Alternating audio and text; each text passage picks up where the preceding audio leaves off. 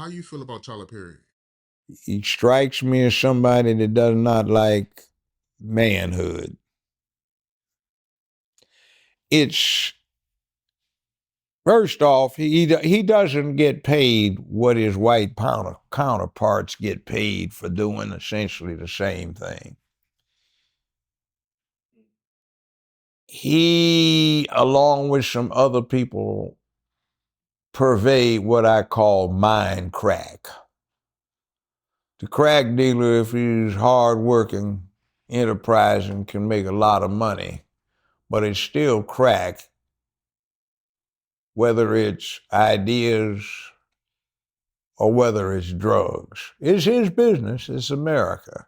But I want somebody to start pushing manhood because I've seen 50 years worth of televised emasculation.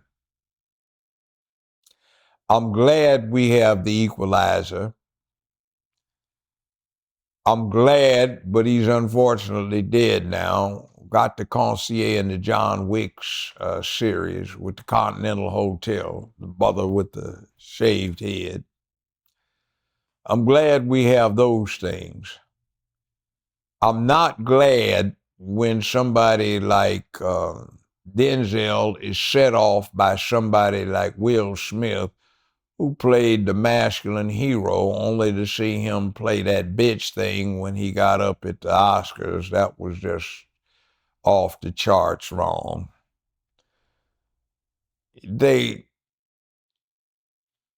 Who are they giving us as heroes to emulate? Not many. Not many at all. The ideation with the rap bit is you're moving grams or you're moving hoes, or you're living off of one. So is that a good thing to put up to emulate? There's a worldwide market because masculinity from the Western perspective has been so tramped on.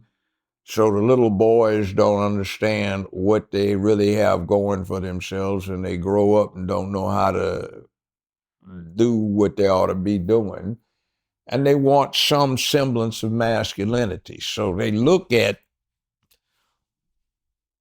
this symptom, this semblance of masculinity where you see the rap artist, he's up there posturing with some twerking females who don't look bad. And some women foolishly say it's a sexual fantasy. It's not, because the twerking females look much like his grandmama, mama, aunts, and their friend girls. And it's kind of incestuous. It's a little sick.